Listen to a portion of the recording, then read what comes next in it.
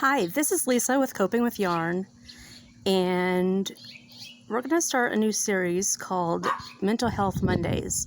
So every Monday evening, I will come on here and we will be talking about mental health.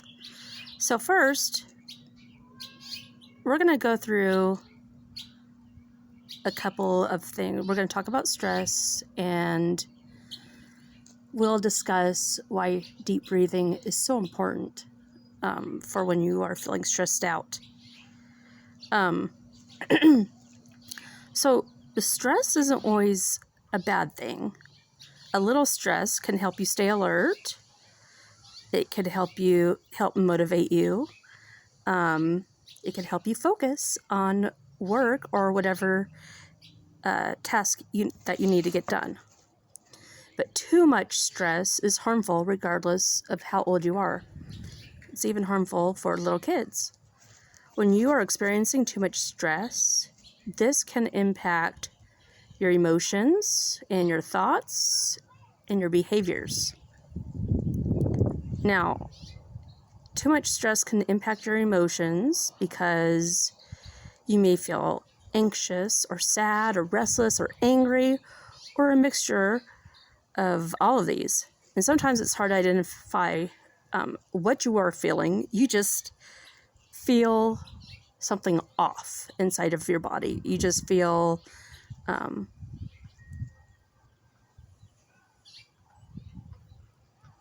like you're a hot mess inside, basically. And sometimes it's hard to feel those feelings without getting overwhelmed or shutting down. It could flood you. So, too much stress can impact your thoughts because you could have a hard time looking at the positives in life.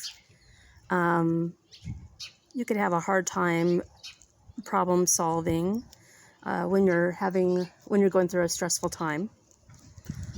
It could be hard to focus your mind and pay attention at work or whatever, or even in the classroom. Or if you're trying to learn something new. I have a little story about when too much stress impacted my thoughts. With me, when I get too stressed, I get too overwhelmed, and I cannot, it's hard for me to think. I literally will shut down. So, last September, there were a whole bunch of fires all over the valley, and we were surrounded everywhere. And so all of Central Point was to evacuate. The whole town was supposed to evacuate. The problem was there was fire. We were surrounded everywhere. And I mean, so there was like a whole bunch of us stuck in a line trying to get out of town. But it literally took an hour and a half to go 2 miles. It was horrible. Some people died in the fire, which is really sad. The emergency alarm system did not work, so no one knew. And luckily, I'm so blessed to have a friend who's a firefighter that lives in my neighborhood, and she called me and said, "Get the hell out now, we're gonna lose the fire," and which was like a half a mile away from us. So we just packed up and got out, and I could not think, but before this we knew that there were evacuations and fires that were happening like in Medford, like away from us, and so we had gotten a lot of things ready. But my husband, knowing how I am and that I shut down, had made a list and put it on the door of things for us to grab on our way out. And it's still there right now, just for emergencies. Anyways, so it can impact your thoughts big time. Stress is not good. Anyways, everything worked out and we're all fine. A lot of people lost their homes. thousands of people lost their homes in Phoenix. It's very sad. Anyways,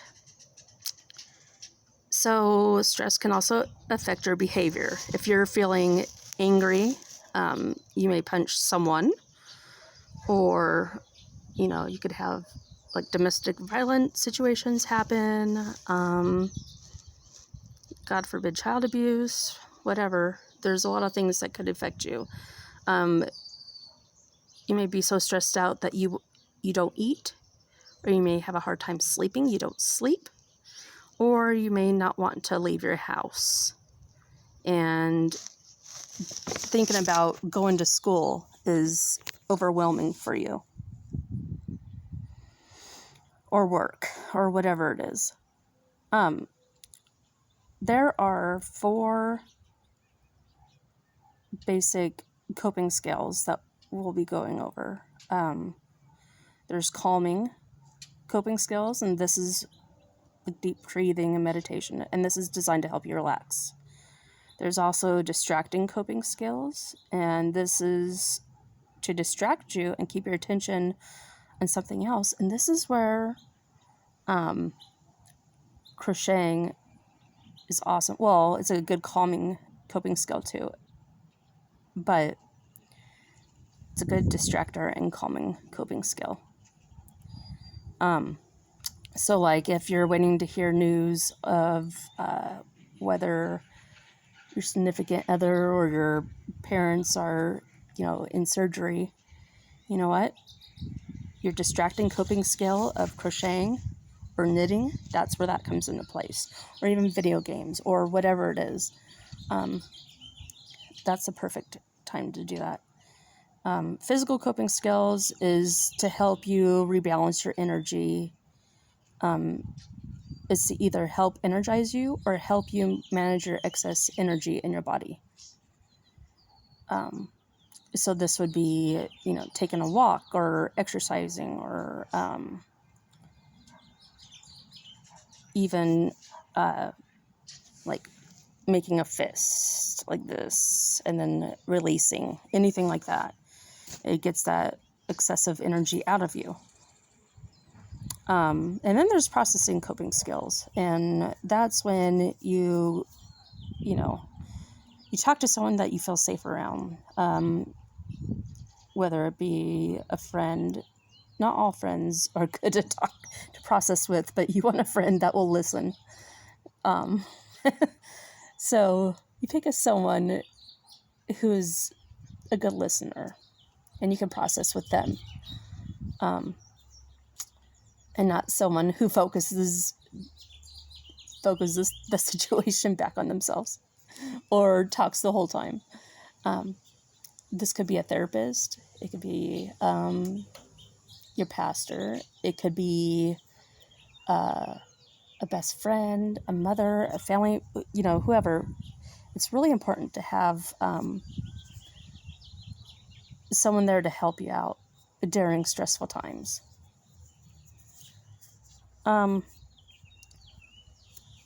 And processing skills can also be like for those who journal, or another processing could even be praying, where you're talking to God. So all of those things are really good.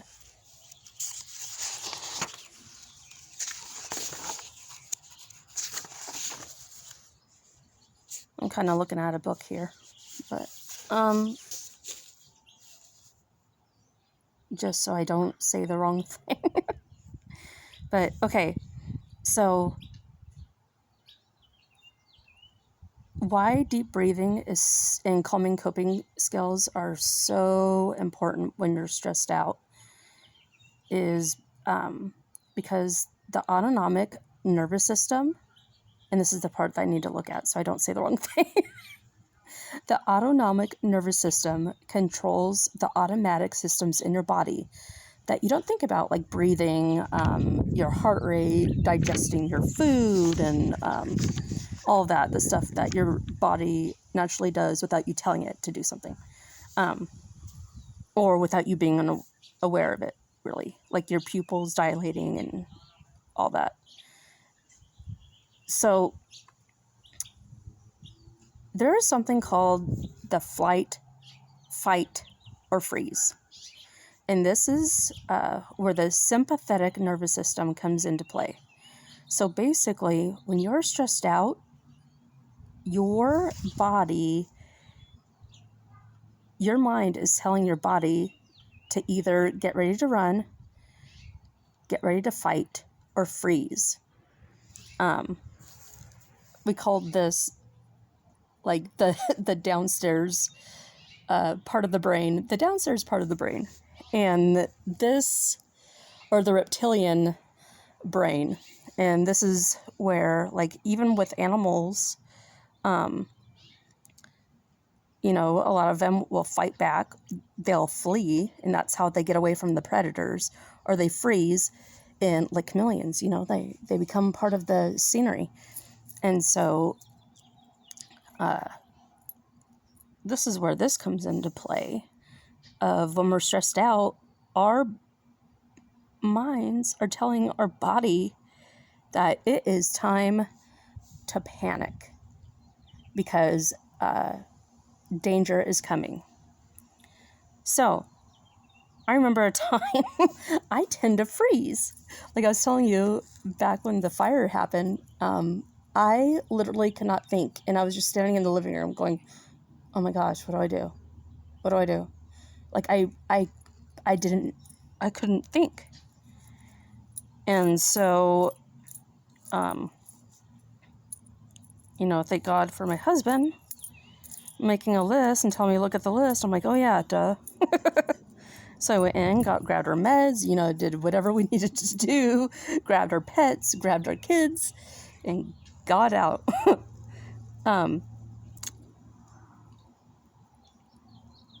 If, like, a good way to know of what you do, if when you get scared, what automatically happens to you? My sister, she runs away. And I freeze and I just stand there. There was this one time, we were, oh gosh, this is like 20 years ago. We were walking at night and we were talking about something.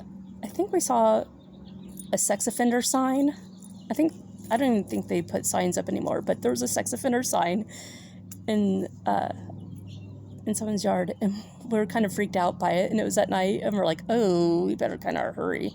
And so then we're talking about scary things, and then we heard this noise, and of course I automatically go to what comes into my mind is there's a monster. And we heard this weird noise, and I saw like and it was at night, and I saw like some figure thing standing over a garbage can, hunched over, and I could not move. I froze. And then my little sister, she's like 7 years younger, she ran down the street. She left me, and I just stood there. And then I started laughing because I realized, oh, it was a little sweet old lady taking her garbage out, or going through the cans or something like that, going through the recycling. And so I started laughing, and then my sister came back and she's like, oh, it's safe. And so she came back. So there's a prime example of flight, fight, or freeze, just so you know, so you could prepare in the future. But anyways, so that's the sympathetic nervous system. Now, when you're in that stage, you want your mind to make your body go to the rest and digest part. And this is the parasympathetic nervous system.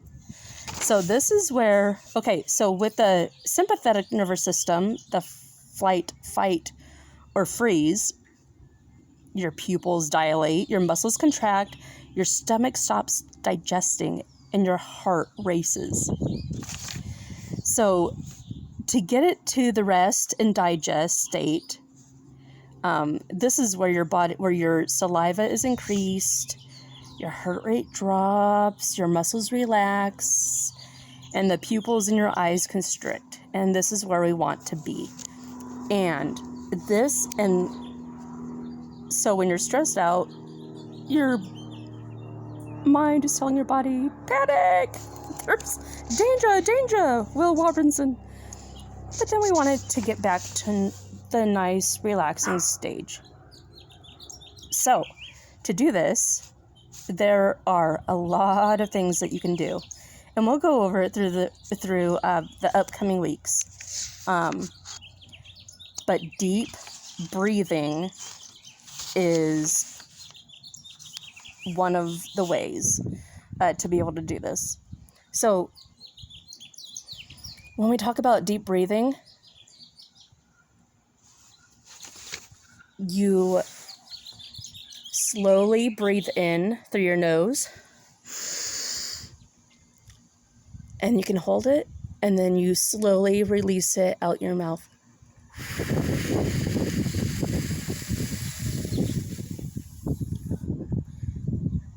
So you inhale through your nose, pause, and exhale through your mouth.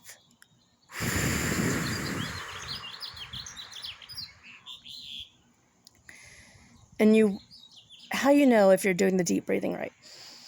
When you inhale, use your belly. It's called belly breath. And you stick your stomach out like it's a beach ball. So you fill up your chest and your stomach like it's a beach ball. When you inhale, when you breathe in.